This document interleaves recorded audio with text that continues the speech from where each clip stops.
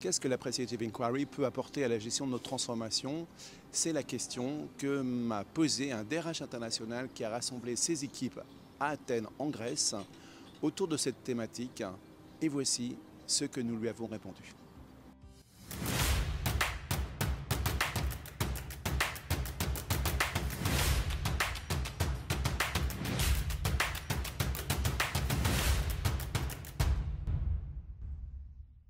Quoi de plus adéquat que de parler devant le Parthénon d'Athènes pour présenter non pas les fondations de l'Appreciative Inquiry que vous trouverez en grand détail sur notre site internet, mais les piliers, les 5 piliers que nous avons déterminés comme étant les piliers de la transformation réussie, un peu à l'image de ces piliers qui soutiennent ce temple de Parthénon.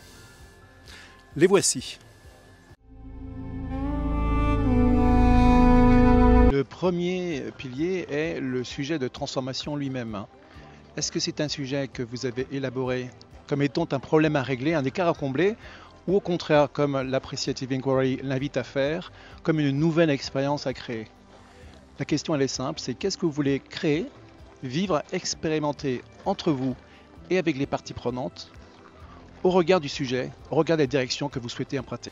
Autrement dit, ce que nous avons intitulé un sujet 4S, c'est-à-dire c'est un sujet stratégique, donc important, stimulant pour tout l'écosystème, pour toutes les parties prenantes.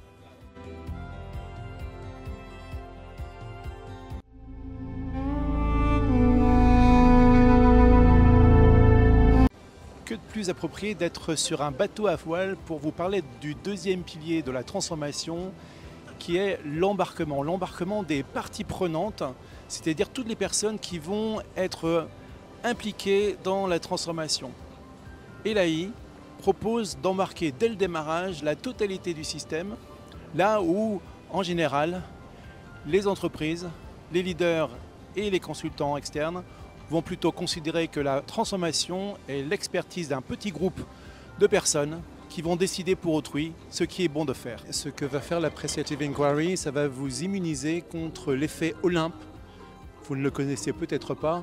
Ce sont ces dieux qui se réunissent en haut du mont Olympe pour décider de la transformation qui est nécessaire pour les autres dans leur grande sagesse et vont ensuite décider et cascader dans le reste de l'organisation.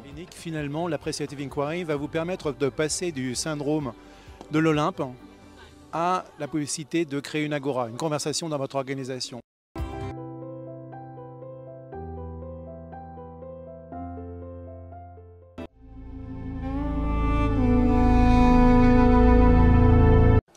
Alors si nous réunissons notre écosystème pour embarquer et réaliser cette transformation, c'est parce que nous avons confiance dans l'intelligence des personnes. Donc comment faire pour rassembler l'intelligence des personnes autour de la transformation désirée? Surtout pas par les diagnostics ou les audits qui vont se focaliser essentiellement sur les dysfonctionnements. Et d'ailleurs, lorsque vous faites un audit, un diagnostic, vous récupérez des données, vous en faites des convictions, et ensuite vous en créez des débats à n'en plus finir. Non, ce que l'Appreciative Inquiry nous invite à faire, c'est d'aller chercher des histoires dans le passé, dans le présent et dans le futur, des illustrations concrètes où ce que vous désirez développer s'est déjà manifesté. Donc nous invitons vraiment à passer de l'analyse à la narrative. Pourquoi? Nous le verrons dans le prochain pilier.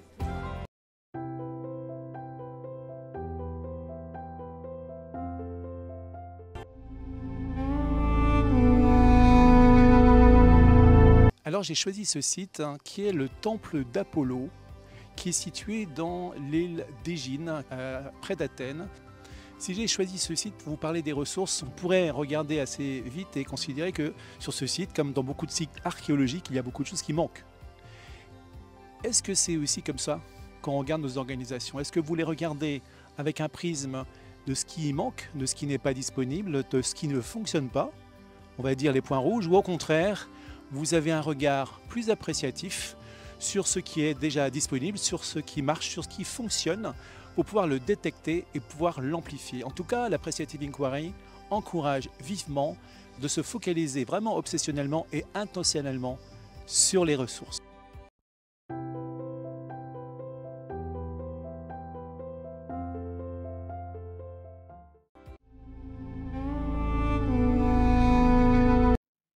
Une fois que la transformation est lancée, il s'agit de la piloter. Alors, vous la pilotez comment? Là aussi, il y a deux façons de faire. La façon habituelle qui est d'évaluer là où on en est, là où on devrait être, et de mesurer les écarts pour les combler. Ce qui ne va pas assez vite, ce qui ne va pas forcément dans la bonne direction. Et à force de faire ça, nous pouvons nous limiter et nous décourager. Ou il y a une autre façon, qui est de valuer, c'est de regarder ce qui est, ce qui avance, ce qui marche déjà, ce qui commence à changer, de pouvoir l'amplifier et ensuite rajouter les éléments qui manquent et qui sont insatisfaisants. Donc c'est passer de l'évaluation à la valuation, et la valuation avec le 3A, qui est A comme apprécier ce qui fonctionne, A comme amplifier ce qui fonctionne déjà, et A comme ajouter.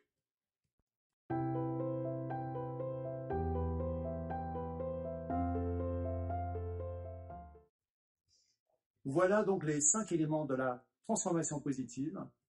Un sujet qui soit stimulant, l'embarquement de toutes les parties prenantes, travailler sur les histoires plutôt que sur les analyses, aller chercher les ressources et piloter en valuant.